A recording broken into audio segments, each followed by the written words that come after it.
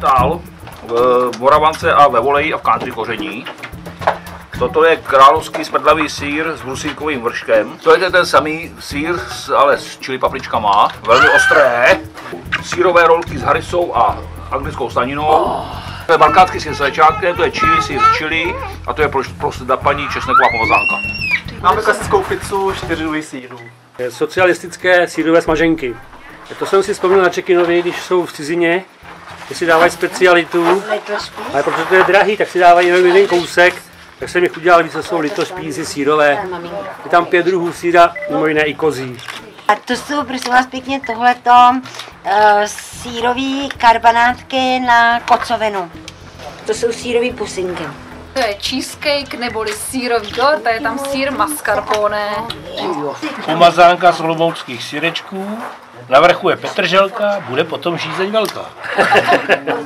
To je variace grilovaných sýrů domácích, tady je sýrová rolka, křenová a papriková. Celé odpoledne strávila se sýrovými špízy a nakonec to zůstalo v takovém stavu, že se to nedalo ani specifikovat, ten tvar. Takže toto je vlastně mamky útvar, já se jenom přiživím a mamka dělala uherské papriky. Je to paprika plněná sýrovou pomazánkou a tady je sýrová obloha a tady to jsem tam naházela, co mělo být na ty špízy původní, jako jo. Hezký. Slimáci. To jsou sýrové tyčky. Nebude.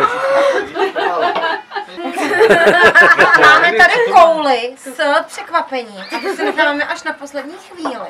To budete překvapit. Pak tady máme něco, co Verča už moulala. Takže to máme na půl, ale říkala, že to je dobrý. S česnekem, výborný. Tady to je taky dobrý, si říkala vy. A tady to je prý pálivý jako prase a buchtu si nechám až nakonec. No. Pepo, ty ještě něco žvejkáš, co to bylo? To bylo tadyhle ty roládičky, výborný taky. Roládička, výborný.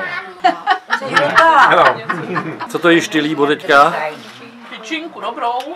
Koule jsem měla od Hanky, ta byla dobrá, s překvapením. Koule od Hanky, jo, no to teda.